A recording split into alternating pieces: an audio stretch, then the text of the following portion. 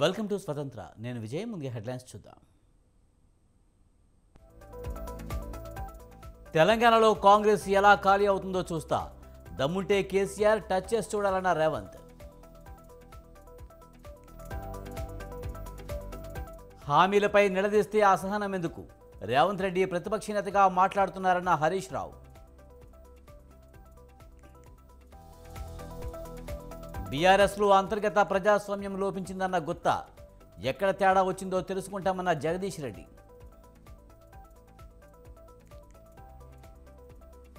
ఎవరి భోగోతం ఏంటో పాలమూరు చౌరస్తాలో తేల్చుకుందాం. సీఎం రేవంత్ రెడ్డికి డీకే అరుణ సవాల్. చంద్రబాబు పేరు చెబితే ఒక్క పథకం కూడా గుర్తుకు రాదు. చింతపాలెం సభలో జగన్ సెటైర్లు. అప్పుడు కోడికత్తి, ఇప్పుడు గులకరాయి. జగన్ డ్రామాలు ఏపీ ప్రజలు నమ్మరన్న చంద్రబాబు. వైసీపీ గూండాల తాట తీస్తా. మళ్లీ జగన్ వస్తే రాష్ట్రం సర్వనాశనం అవుతుందన్న పవన్.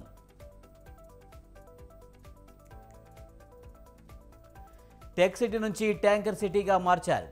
బెంగళూరు పరిస్థితికి కాంగ్రెసే కారణమన్న మోదీ.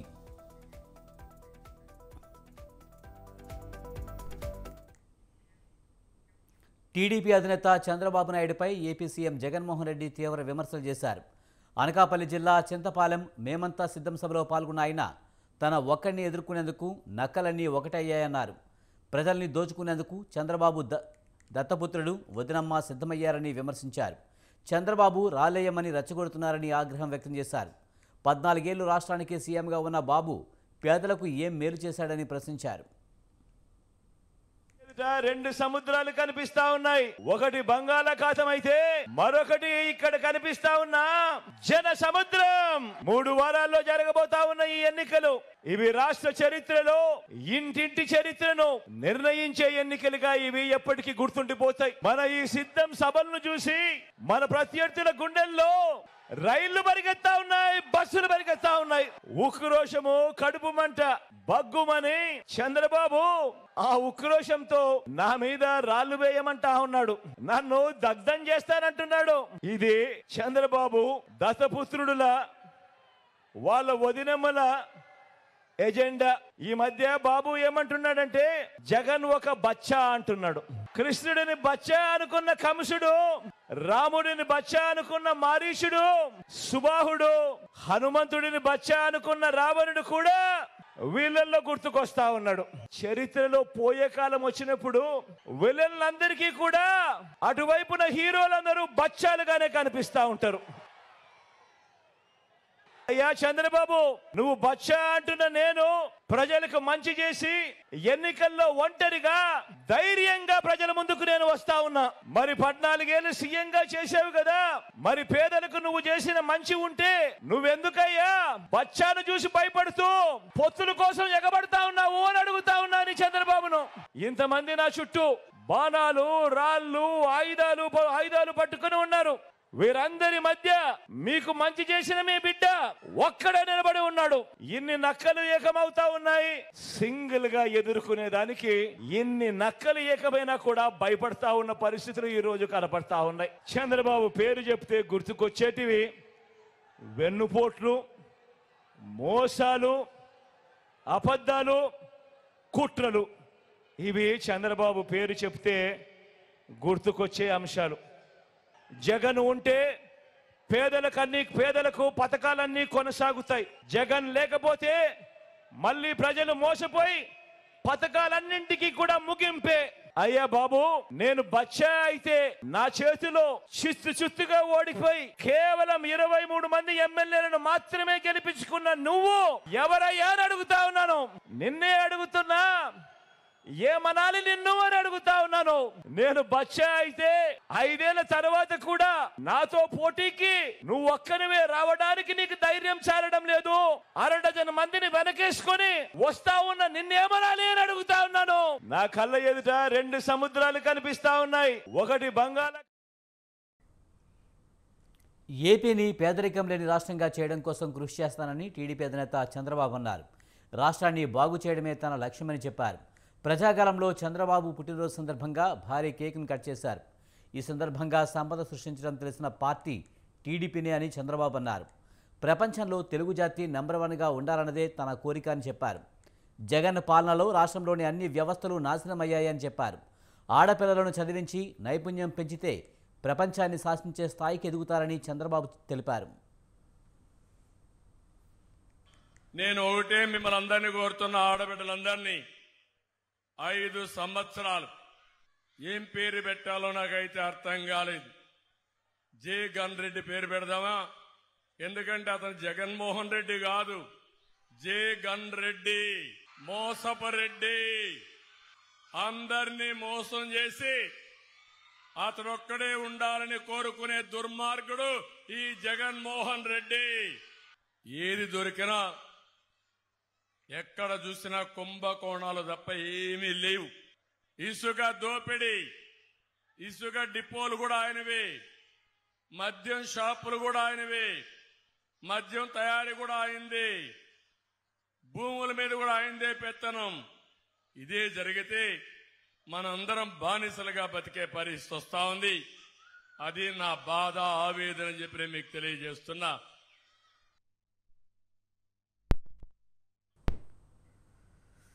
కూటమి నేతలు పవన్ కళ్యాణ్, పురంధరేశ్వరి అధికార వైసీపీపై తీవ్ర విమర్శలు చేశారు. ఎన్నికల ప్రచారంలో పాల్గొన్న నేతలు జగన్మోహన్ రెడ్డి ప్రభుత్వం ఇచ్చిన హామీలేమీ అమలు చేయలేదని విమర్శించారు. వైసీపీ ఫ్యాన్కు సౌండ్ ఎక్కువ, గాలి తక్కువ అని అన్నారు జనసేన అధినేత పవన్ కళ్యాణ్. తనను ఎంత తిట్టినా కోపం రాదన్నారు. అకారణంగా సామాన్య ప్రజల్ని హింసిస్తే సహించనన్నారు. ఒక దళితుని చంపి డోర్ డెలివరీ చేశారని ఆరోపించారు. ఈ ఫ్యాన్కి సౌండ్ ఎక్కువ, గాలి తక్కువ.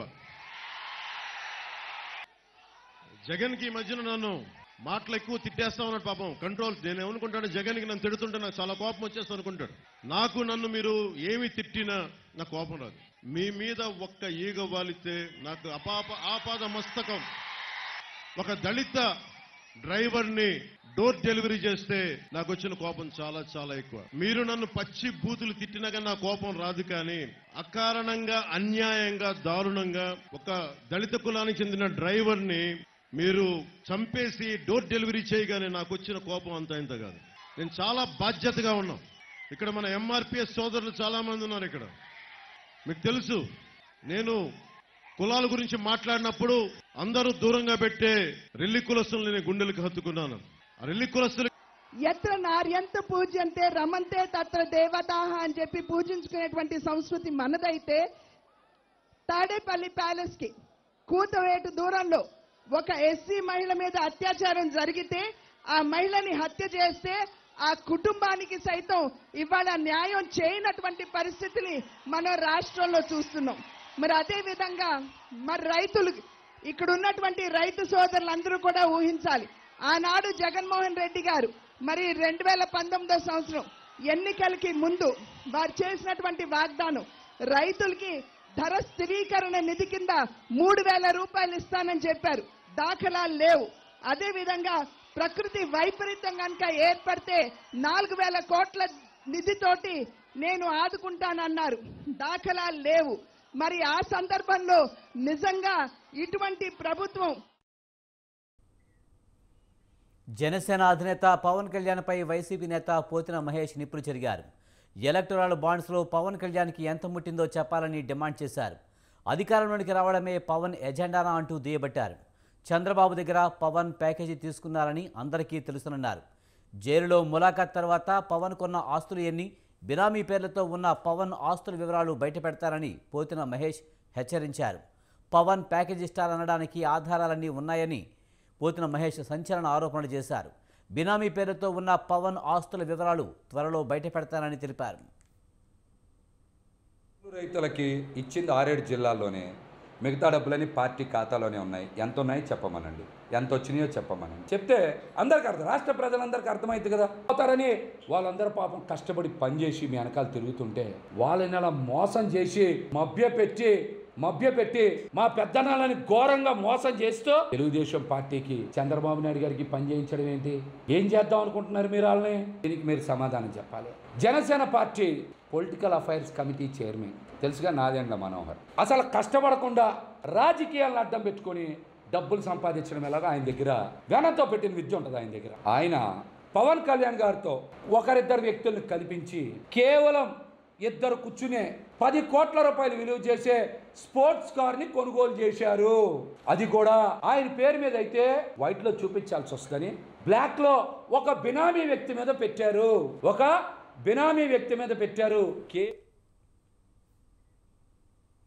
తనను పోలీసులు నిత్యం వేధిస్తున్నారని టీడీపీ సీనియర్ నేత బోండా ఉమా అన్నారు. 100 మంది పోలీసులు నిన్న తన ఆఫీసును చుట్టుముట్టారని చెప్పారు. యుద్ధానికి వచ్చినట్లు విజయవాడ సిపి తన మీదకు వారిని పంపారని తెలిపారు. సీఎంపై రాయిదాడి జరిగితే మైనర్ను తప్పుడు కేసులో ఇరికించి లోపల పెట్టారని చెప్పారు. రిమాండ్లో ఉన్న వేముల సతీష్ తల్లిదండ్రులను అక్రమంగా నిర్బంధించారని మండిపడ్డారు. 6 రోజుల నుంచి దుర్గారావును జడ్జి ఎదుట ఎందుకు హాజరుపరచలేదని ప్రశ్నించారు. తమ పేర్లు చెప్పాలని బాధితులను చిత్రహింసలు పెడుతున్నారని బోండా ఉమా ఫైర్ అయ్యారు. ముఖ్యమంత్రిగా ఉన్నటువంటి జగన్మోహన్ రెడ్డి కంప్లీట్ గా ఎలక్షన్ కోడ్లోకి నిబంధనలోకి రాష్ట్రంలో అన్ని వ్యవస్థలు వచ్చిన తర్వాత కూడా మీ కళ్ళ ముందే తప్పుడు కేసులు పెట్టి నామినేషన్ వేసినటువంటి నన్ను ఈ రోజు పోలీసులు నిత్యం వేధిస్తా ఉన్నారు. 100 మంది పోలీసులు నిన్న మా ఆఫీస్ చుట్టుముట్టారు.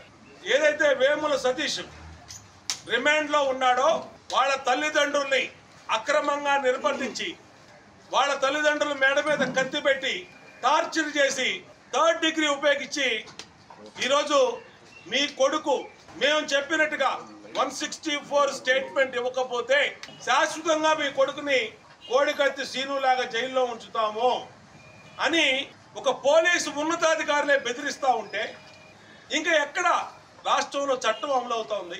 ప్రతి అంశాన్ని ఎలక్షన్ కమిషన్ గారి దృష్టికి తీసుకెళ్తా ఉన్నాం. బీఆర్ఎస్ అధినేత కేసీఆర్ వ్యాఖ్యలకు సీఎం రేవంత్ గట్టి కౌంటర్ ఇచ్చారు. 20 మంది ఎమ్మెల్యేలు టచ్లో ఉన్నారన్న కేసీఆర్ వ్యాఖ్యలపై రేవంత్ ఘాటుగా స్పందించారు. కాంగ్రెస్పై చేయి వేస్తే మాడి మసైపోతారని వార్నింగ్ ఇచ్చారు. తాను జైపాల్ రెడ్డి, జానారెడ్డిని కాదన్న రేవంత్ జాగ్రత్తగా ఉండాలని హెచ్చరించారు. 10 ఏళ్లు ఇక్కడే ఉంటాం, ఎవరు వస్తారో రాని అంటూ సవాల్ విసిరారు.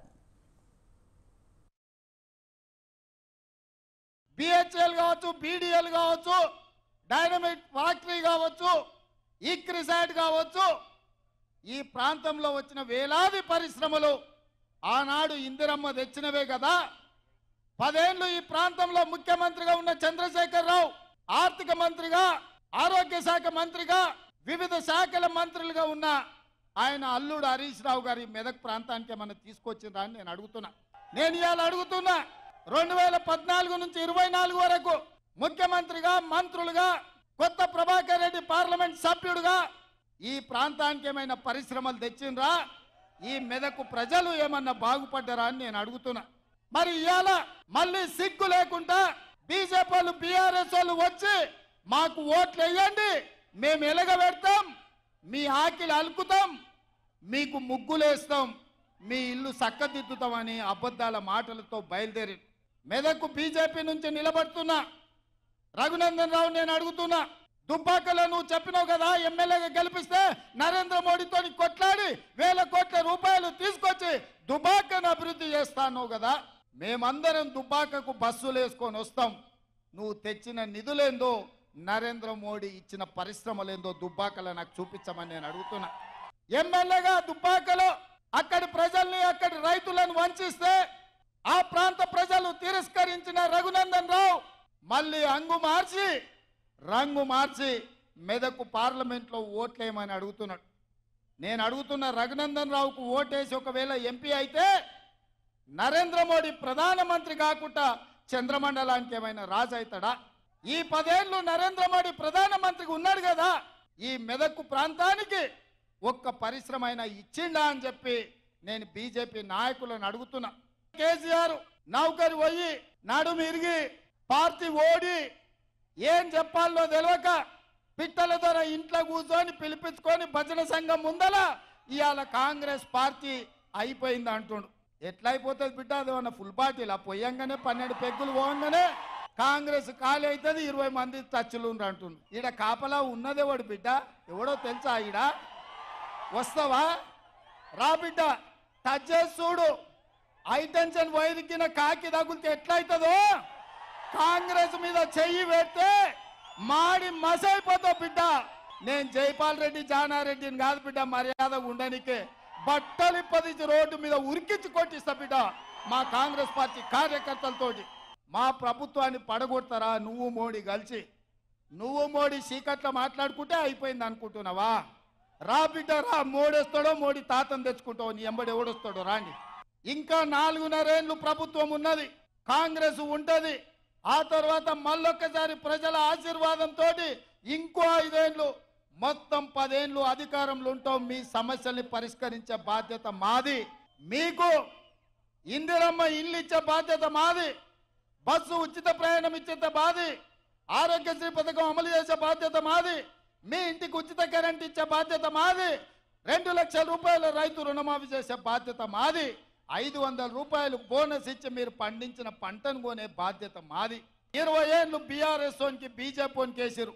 ఈ ఒక్కసారి బలహీన వర్గాల బిడ్డ పైసలు లేకపోయినా ఎన్నికల్లో గెలవచ్చని ఓ బలహీన వర్గాల బిడ్డకు ఓటేసి ప్రజాస్వామ్యం మీద నమ్మకం కలిగించండి, విశ్వాసం కలిగించండి. ప్రజా సేవలో ఉంటే పేదవాడైన పార్లమెంటుకు పోతాడని ఈ మెదకు గడ్డ నుంచే గెలిపించండి అని చెప్పి నేను మీకు అందరికీ విజ్ఞప్తి చేస్తున్నా. సీఎం రేవంత్ రెడ్డిపై బీజేపీ జాతీయ ఉపాధ్యక్షురాలు డీకే అరుణ ఘాటు వ్యాఖ్యలు చేశారు. ఒక మహిళను చూడకుండా ఇష్టం వచ్చినట్లు మాట్లాడుతున్నారని మండిపడ్డారు. ఓటుకు నోటు కేసులో ఇరుక్కున్న నీ స్థాయి ఏంటి అంటూ నిప్పులు చెరిగారు. ఒక ఆడబిడ్డను ఓడించేందుకు రాక్షసులుగా రాబందులుగా నోటికి వచ్చినట్లు మాట్లాడుతున్నారని ఆగ్రహం వ్యక్తం చేశారు. ముఖ్యమంత్రి అనే సోయిని మరిచి రేవంత్ రెడ్డి అడ్డగోలుగా మాట్లాడుతున్నారని ధ్వజమెత్తారు. పాలమూరు బిడ్డ ఈ ప్రాంతం కోసం అన్ని రంగాల్లో కృషి చేస్తే అసూయ పడుతున్నారని విమర్శించారు. రేవంత్ రెడ్డి మహబూబ్ నగర్ అభివృద్ధి కోసం ఏనాడైనా పోరాటం చేశారా అని ప్రశ్నించారు. ప్రధాని మోడీని నోటికి వచ్చినట్లు మాట్లాడుతున్నారని అరుణ ఫైర్ అయ్యారు.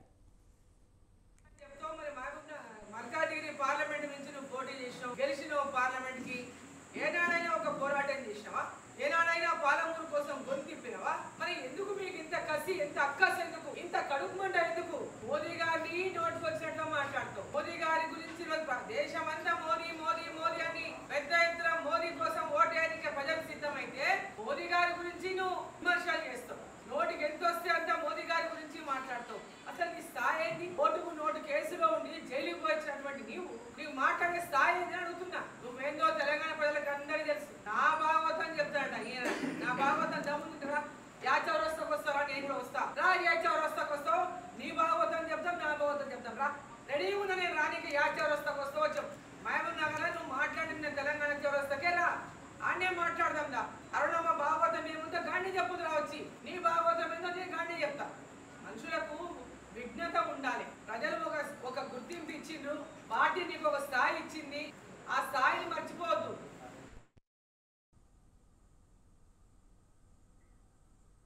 బీఆర్ఎస్ కాంగ్రెస్పై కేంద్ర మంత్రి కిషన్ రెడ్డి తీవ్ర విమర్శలు చేశారు. బీజేపీకి ప్రజల సంపూర్ణ మద్దతు ఉందన్నారు. దేశంలో మోదీ గాలి వీస్తుందన్నారు. గ్యారంటీలపై రేవంత్ అబద్ధాలు చెబుతున్నారని ఆరోపించారు. కామారెడ్డిలో కేసీఆర్ను ఓడించింది బీజేపీయే అన్నారు. బీఆర్ఎస్ వాటమిని తట్టుకోలేకపోతుందని కిషన్ రెడ్డి అన్నారు. ముఖ్యమంత్రి కుమారుడు కేటీఆర్ శ్రీరాముడు జై శ్రీరామ్ మీకు ఉద్యోగాలు ఇస్తుందా, అన్నం పెడుతుందా అని మాట్లాడతాడు. మరొక దిక్కు శ్రీరామనండి జై శ్రీరామనండి బీజేపీని తొక్కండి అంటాడు. ఆయన మర్చిపోయినట్టుంది, కామారెడ్డిలో ముఖ్యమంత్రిగా పనిచేసినటువంటి వాళ్ళ తండ్రిని భారతీయ జనతా పార్టీ జెండా పట్టుకొని కామారెడ్డి ప్రజలు తొక్కిన విషయం మర్చినట్టుంది. ఆయన ముఖ్యమంత్రిగా పనిచేసినటువంటి మాజీ ముఖ్యమంత్రి కుమారుడు కేటీఆర్ శ్రీరాముడు జై శ్రీరామ్ మీకు ఉద్యోగాలు ఇస్తుందా, అన్నం పెడుతుందా అని మాట్లాడతాడు. మరొక దిక్కు శ్రీరామనండి జై శ్రీరామనండి బీజేపీని తొక్కండి అంటాడు. ఆయన మర్చిపోయినట్టుంది, కామారెడ్డిలో ముఖ్యమంత్రిగా పనిచేసినటువంటి వాళ్ళ తండ్రిని భారతీయ జనతా పార్టీ జెండా పట్టుకొని కామారెడ్డి ప్రజలు తొక్కిన విషయం మర్చినట్టుంది. ఆయన ముఖ్యమంత్రిగా పనిచేసినటువంటి మాజీ తెలంగాణ రాష్ట్ర రాజకీయాలలో ఎవరు ఊహించని విధంగా బీఆర్ఎస్ పార్టీ చాలా బలహీనపడింది. ప్రజల దృష్టిలో బీఆర్ఎస్ కనుమరుగైనట్టే కనిపిస్తూ ఉంది. ముఖ్యంగా ఆ పార్టీకి సంబంధించినటువంటి నాయకులు, గెలిచినటువంటి ప్రజాప్రతినిధులు పార్టీలు మారడం పట్ల ప్రజలు అసహించుకుంటున్నటువంటి పరిస్థితి కనిపిస్తూ ఉంది. ఆ యొక్క బాధ, ఆవేదన కేసీఆర్లో కూడా కనిపిస్తూ ఉంది. టీఆర్ఎస్ పార్టీ ఓడిపోయి 5 నెలలైనా ఇంకా కేసీఆర్లో కేటీఆర్లో ఓటమిని అంగీకరిస్తున్నట్టు కానీ జీర్ణించినట్టు కానీ కనిపించడం లేదు. తెలంగాణ రాష్ట్ర రాజకీయాలలో మాజీ మంత్రి హరీష్ రావు సీఎం రేవంత్ రెడ్డిపై తీవ్ర విమర్శలు చేశారు. నోటికి ఏది వస్తే అది మాట్లాడుతూ ప్రజాస్వామ్యంలో విలువలు కోల్పోతున్నాడని అన్నారు. అసెంబ్లీ ఎన్నికల్లో పెట్టెల ధరలా మాట్లాడి ప్రజలను మోసం చేశాడని అన్నారు. టీఆర్ఎస్ నుంచి నాయకులను తీసుకుని వారికి ఎంపీ టికెట్ ఇస్తున్నారని మండిపడ్డారు.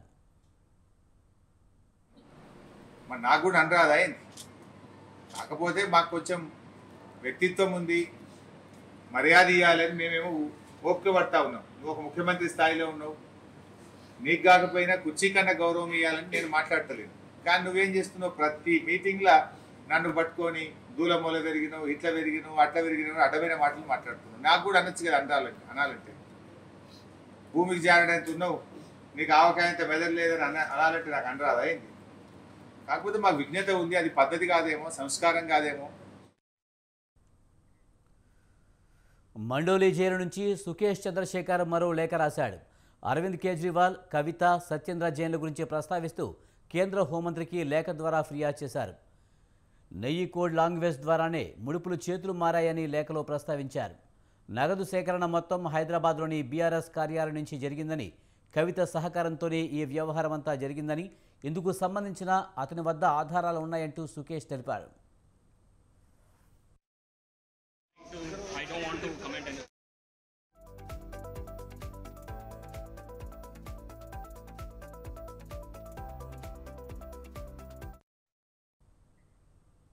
రెండు 2024 లోక్సభ ఎన్నికలు తొలి దశలో 102 నియోజకవర్గాలకు పోలింగ్ ముగిసింది. మొదటి విడత పోలింగ్ ట్రెండ్ పరిశీలిస్తే కాషాయం వెలవెలబోయినట్టే స్పష్టమవుతుంది. ఫస్ట్ షోలో బీజేపీ పెర్ఫార్మెన్స్పై మిశ్రమ స్పందన కనిపిస్తుంది. మోదీ మ్యాజిక్ కనుమరుగైంది. మోదీ నినాదం ఇస్ బార్ 400 పార్ వట్టి నినాదమే అనిపిస్తుంది. బీజేపీకి అంత సీన్ లేదని తొలి విడత ఓటింగ్ సరళితో తేలిపోయింది. కనీసం మోదీ కోరుకున్న 370+ అందుకుంటారా అని రాజకీయ విశ్లేషకులు చర్చించుకుంటున్నారు.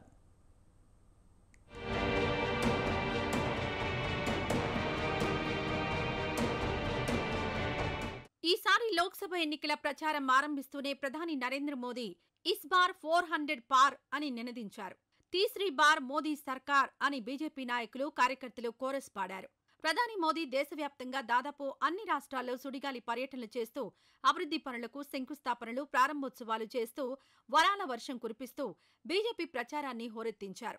2014, 2019 కన్నా అత్యధికంగా లోక్సభ సీట్లు సాధించేందుకు పార్టీ శ్రేణులను, పదాధికారులను కూడా పరుగులు పెట్టించారు. బీజేపీ తప్ప భారతదేశంలో మరే పార్టీ విజయం అంచులకు చేరబోదని ప్రచారం హోరెత్తించారు.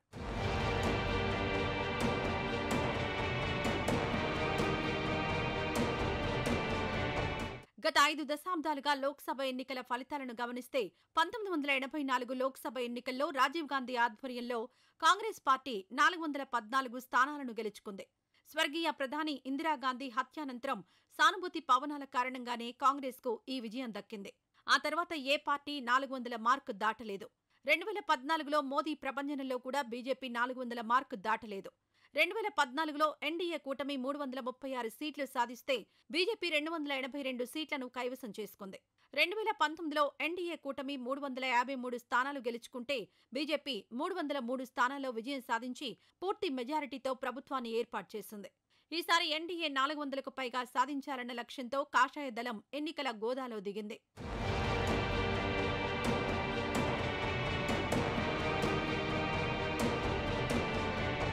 ఈసారి పార్లమెంట్ ఎన్నికలు తొలి దశలో 102 నియోజకవర్గాలుండగా బీజేపీ 77 సీట్లలో పోటీ చేసింది. తమిళనాడులో గతంలో అన్నా డీఎంకేతో పొత్తులో భాగంగా ఒక సీటు మాత్రమే నెగ్గిన బీజేపీ ఈసారి డీఎంకే, ఏఐఏడీఎంకే కూటములకు పోటీగా తన ఆధ్వర్యంలో మూడో కూటమిని పోటీకి దించింది. 39 ఎంపీ స్థానాలున్న తమిళనాడులో బీజేపీ 23 సీట్లలో పోటీ చేసింది. 2019లో తొలి దశలో 102 స్థానాలకు బీజేపీ 60 సీట్లలోనే పోటీ చేసింది. తమిళనాడులో సంప్రదాయంగా డీఎంకే, అన్నా డీఎంకే వంటి ద్రవిడ పార్టీలదే హవా. గతంలో బీజేపీ పెద్దగా రాణించకపోయినా మోదీ చరిష్మాను నమ్ముకొని 23 స్థానాల్లో పోటీ చేసింది. త్రిముఖ పోటీలో డీఎంకే, అన్నా డీఎంకే కూటములను ఢీకొట్టింది. గతంలో కనీసం 4 సీట్లు కూడా గెలవని కమలదళం త్రిముఖ పోటీలో ఏదైనా అద్భుతం జరిగితే తప్ప 1-2 సీట్లు గెలవడం అనుమానమే.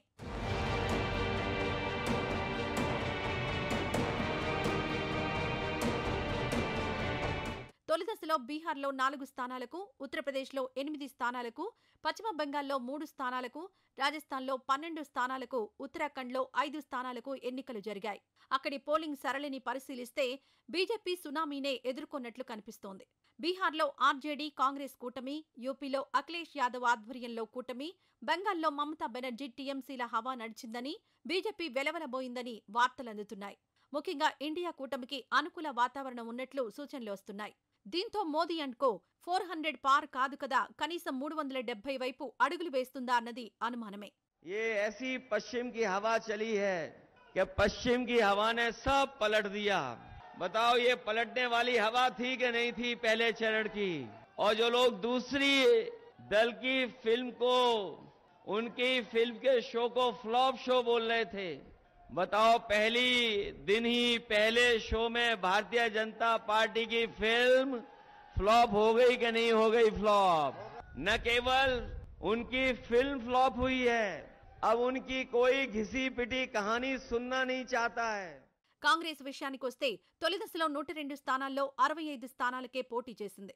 తమిళనాడులో డీఎంకే ఆధ్వర్యంలో బలమైన కూటమిలో భాగస్వామిగా 9 స్థానాల్లో పోటీ చేసింది. 2019లో కాంగ్రెస్ ఈ రాష్ట్రంలో 8 స్థానాలను గెలుచుకుంది. అదే ఎన్నికల్లో డీఎంకే 19 స్థానాలు గెలుచుకుంది. 2019లో కాంగ్రెస్ మొత్తం మీద 52 స్థానాలు నెగ్గితే యూపీఏ స్కోర్ 98 దాటలేదు.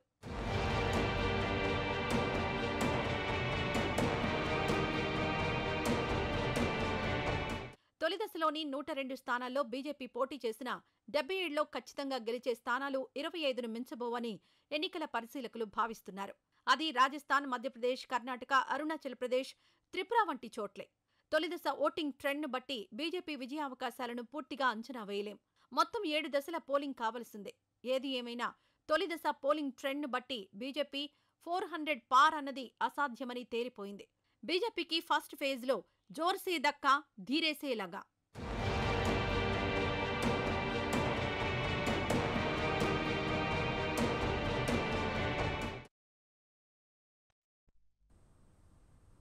కాంగ్రెస్ అగ్రనేత రాహుల్ గాంధీని తన పార్లమెంటరీ నియోజకవర్గం వయనాడ్ నుంచి ప్రజలు తరిమి కొడతారని, ఆయన మరో సీటు వెతుక్కోవలసి ఉంటుందని ప్రధాని నరేంద్ర మోదీ అన్నారు. మహారాష్ట్రలోని నాందేడ్లో జరిగిన ర్యాలీలో ప్రధాని మోదీ రాహుల్ గాంధీ వయనాడ్లో కూడా ఓడిపోతారని, తర్వాత మరో సురక్షిత స్థానం చూసుకోవాల్సి ఉంటుందని విమర్శలు గుప్పించారు. మొదటి దశ పోలింగ్లో ఎన్డీఏకు ఏకపక్షంగా ఓట్లు పడినట్లు తెలుస్తుందన్నారు. అమేథీలో గతంలో ఓడిపోయిన కాంగ్రెస్ యువరాజు వయనాడ్లోనూ ఓడిపోనున్నారని తెలిపారు.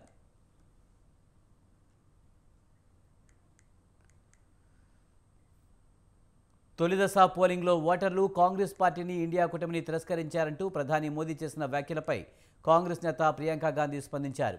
ఫలితాలు రాకుండా ఫలానా పార్టీని ఓటర్లు తిరస్కరించారంటూ ఎలా చెప్తారని ప్రశ్నించారు. కేరళలో నిర్వహించిన ఎన్నికల ప్రచారంలో పాల్గొన్న ప్రియాంక గాంధీ ఫలితాలు రాకుండా ఆయనకు ఎలా తెలుసునన్నారు. ఈసారి 400 సీట్లు వస్తాయని బీజేపీ అతి విశ్వాసంతో ఉందన్నారు. కేంద్రంలోని మోదీ ప్రభుత్వం ప్రజల ఇష్టాయిష్టాలతో సంబంధం లేకుండా ప్రజాస్వామ్య పద్ధతులను కాలరాసి చట్టాలు చేస్తుందని ప్రియాంక గాంధీ విమర్శించారు. At the same time as us, where is it and where are we? Our success as a democratic country over the last 70 years ensured that we have been strong, we have been a united nation, and we have progressed more than all the other nations around us.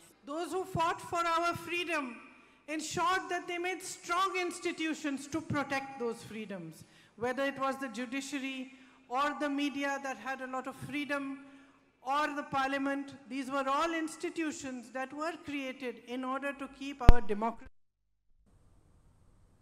ప్రధాని నరేంద్ర మోదీపై NCP అధినేత శరద్ పవార్ మరోసారి విరుచుకుపడ్డారు.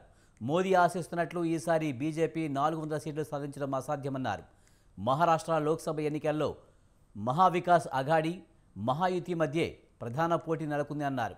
ఈ లోక్సభ ఎన్నికల్లో మహారాష్ట్రలో మహావికాస్ అఘాడీ 50% సీట్లు గెలుచుకుంటుందని శరద్ పవార్ ఆశాభావం వ్యక్తం చేశారు.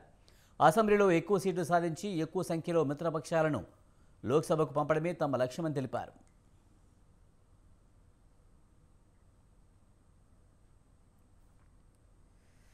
ఇవి బులెటిన్ విశేషాలు. చూస్తూనే ఉండండి స్వతంత్ర.